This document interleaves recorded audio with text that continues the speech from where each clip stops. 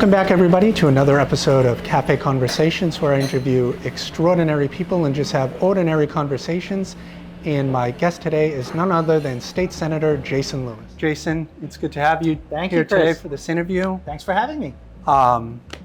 So in doing a little background, because I kind of have to do that now, is looking to just see who I'm interviewing. A lot of people would think that you and I are in constant contact all the time and these kind of things, and nothing could be further from that. So in just looking into your background and whatnot, I think what stuck out to me most was that you were born in South Africa, which to me is just the only other person I know from South Africa is Elon Musk. So I'm not as rich as he is. I can assure you of that.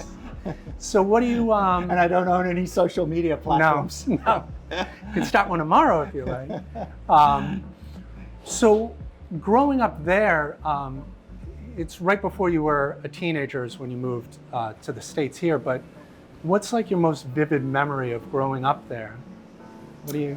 Yeah, so you're right. I was born there in Johannesburg, the largest city in South Africa. I grew most of my childhood was there in the 1970s. My family emigrated. I have two sisters. My family left South Africa, came to the U.S. in 1980 when I was 12 years old. Mm-hmm. So my teenage years were in New Jersey, but my childhood was in South Africa. And of course, in the 1970s, South Africa was still under the racist, oppressive apartheid regime.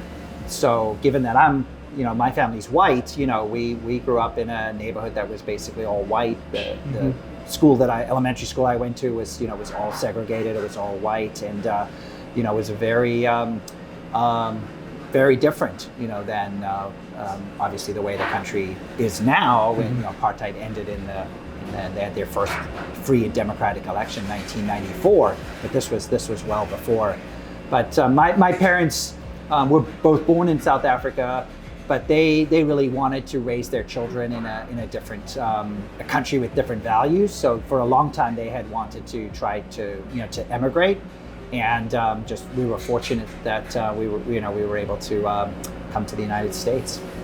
So do you think that helps you nowadays just not take what we have here for granted? Like, is there compare and contrast kind of from there to here?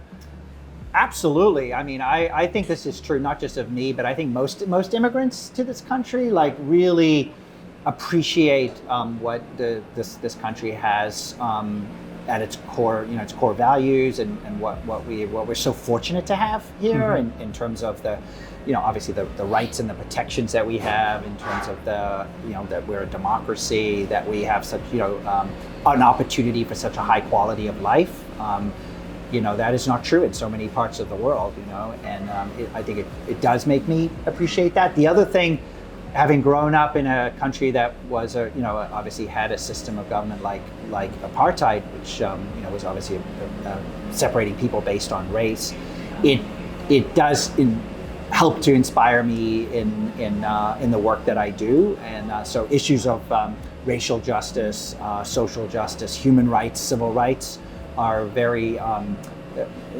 motivating for me. I mean, those are issues that I feel very passionate about. That if I can do even a little bit, to try to advance greater justice, then that's that's something I really want to put time and effort into. So what's the best advice that somebody ever gave you?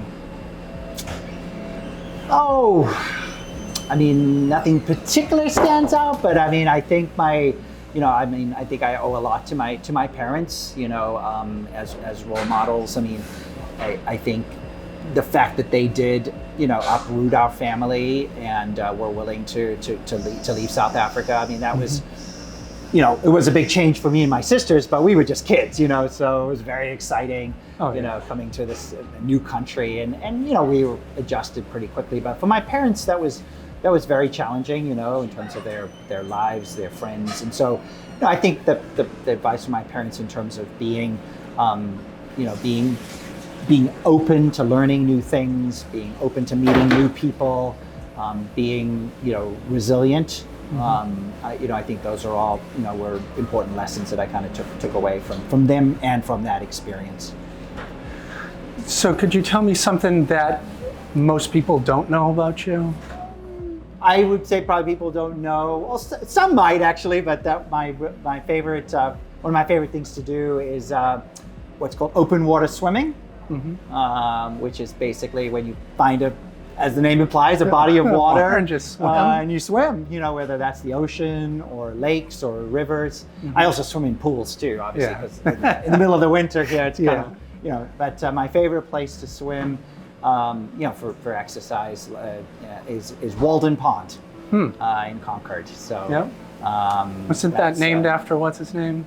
Isn't that an author or something? Yeah, like Henry that? David Thoreau. Yeah, right. Was spent a period of time in the 1800s, living there, writing about it. So it's a very special place. There's a lot of history there, but it's actually an amazing place for swimming. The reason I said some people might actually know that is because last year, the Department of Conservation and Recreation, the state DCR, which manages Walden Pond, they actually shut down open water swimming there for a period. And I kind of led the charge. Yeah, there you go. It's right in your wheelhouse. I was right in my wheelhouse. So absolutely not. I led the charge to kind of get DCR to rethink that and to get open water swimming opened up again. And it's amazing, even to this day, people that I will interact with just in the course of doing my job, and I know them in one capacity, and then they'll say to me, "Oh, thank you so much for getting the open water swimming." Right, and I didn't even know they were. I didn't even know they were an open water swimmer. A perfect answer to an open-ended question like that. So, if you could interview anyone, past or present, from not just your life or through history, who would it be? Oh, the person I admire most is Nelson Mandela. Obviously, the connection to South Africa, right? The fact that my roots are there, but just incredible life story. What he endured, the fact that he was imprisoned for decades, and I've been to where he was imprisoned. Actually, I've been to Robben Island, which is it's an island off the coast of Cape Town. It's an incredibly barren place. The cell that he was kept in was a tiny cell, and just to have gone through that experience for doing nothing wrong except being a political prisoner, speaking up for human rights against the white South African government. But the amazing thing was that he was able to come out of that experience and be somebody who could bring the country together. I mean, most people thought when apartheid ended in the early 1990s that there would be a major civil war, in South Africa, and not just between Black people and white people, but there was also, it's a very diverse population. There's people of color from all different ethnic backgrounds, but the fact that he was able to become the first president and bring about reconciliation. The famous story of him supporting the national rugby team, is an example of that. But he's somebody I admire greatly, and if I could, I regret that obviously I never got to meet him in person. So you're a father as well, 2 daughters, same as me. How has becoming a parent changed your life? Like in that first instance back in the day with one of your girls. Yeah. Like how has that changed the way that you... I mean, as you know from having children, there's nothing more important, in your life once you have kids. I mean, you're always thinking about, how are your kids doing? Are they healthy? Are they safe? Are they happy? Are they achieving what you want them to achieve in life? My wife and I are very fortunate. Our 2 daughters are doing great. They went to public schools, and they both, one graduated from college, the other one's in college now. Very, very proud of them. My oldest daughter actually wants to go on to medical school, but she's spending this year she's spending it in rural Alabama. Because she's doing a fellowship there that's focused on like community health, public health, and rural health, and she's very interested in that area of healthcare. So, we're very proud of her. Both daughters, of course. So, what do you like to do for fun other than open water swimming? I'll give you my jokey answer. What I envision you as a hardcore Fortnite player with the headset on and trash talking some 8-year-olds that just wiped out your whole team, which has happened to me before. So that's why I can just say it.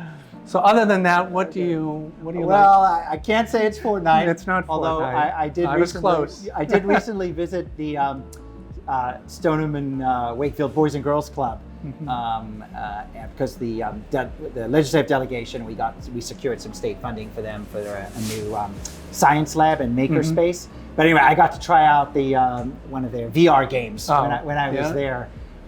So I wasn't very good at it though. But it was fun to try it out. But I would say I do like to exercise. I mean, I do think that's for my physical health and also my mental health.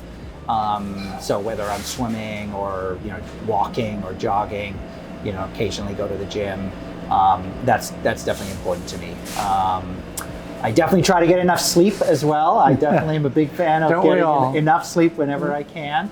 I do like to spend time with family and friends. My wife's a teacher, so we don't have a lot of time during the week, but on the weekends. I would like to become a better cook. So that's one of my goals. That is not one of my goals. I can't only do the very basics right now, but when I have more time, I think I'd like to become a better cook. I do make a good shake and bake pork chop. Okay. That is in microwavable mac and cheese is the extent for me, and I'll probably keep it that way. My specialty right now is probably more breakfast. Making eggs, omelets. But I'd like to move up from there. Well, that leads me into my final question. Do you like bagels by chance? Sure, who doesn't? So you know that Reading has lots of bagels. It's a contested market here. So we have House of Bagels, Bagel World, Perfectos. Yes. Do you have a favorite? Ooh, wow, this is a trick question. Do you have a favorite? There's no wrong answers for Reading in this one. Well, I will say I've been going to it's House of Bagels, right? It's the one on the Stoneham line. The newest. Yep. Yeah, because it is a little bit less busy. Yes. And so I usually I don't have a lot of time, so I can kind of be in and out. So I must say I have been going there, but I try to this is true throughout the district I represent. I try to make sure that I can visit different businesses, whether it's different coffee shops or restaurants whenever I can to because it is important to obviously to support our local well, that's why businesses, and which is why we're here today at Half and Half. So I represent 6 different communities overall, so I do obviously spend time in all of them, and so that's a lot of bagels. Try to get if possible, and ice cream places. Ice cream, yes, pizza. Although Reading certainly has one of my favorite ice cream places, which is Cal's. Of course, that is some really good ice cream. They make a lot of it homemade over there. I spoke to the owner there a couple weeks back, and the amount of fundraisers that they do there, he never turns anyone down. So it's good to see that people giving back to the community, even though they might be doing it at a loss. It's still, in the grand scheme of things, it's very rewarding for them, and just seeing everything happen. Well, we're very fortunate. A lot of our small businesses are very big supporters of the community, right? Whether it's like supporting youth sports or local nonprofits. Really, we're very appreciate that. Perfect. All right. Well, thank you, Jason, for joining me for another episode of Café Conversations, where I interview extraordinary people and just have ordinary conversations. And I really appreciate your time, and best of luck, sir. It's been my pleasure. Thanks again for having me. Perfect.